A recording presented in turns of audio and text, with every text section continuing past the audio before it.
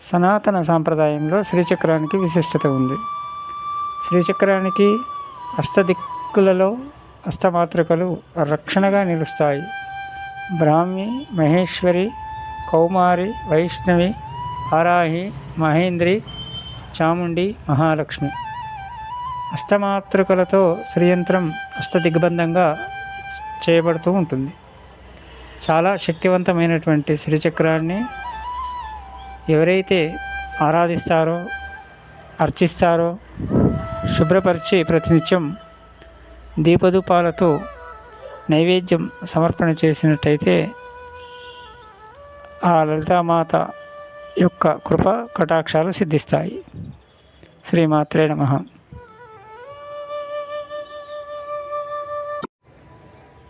సనాతన సాంప్రదాయంలో శ్రీచక్రానికి విశిష్టత ఉంది. శ్రీచక్ర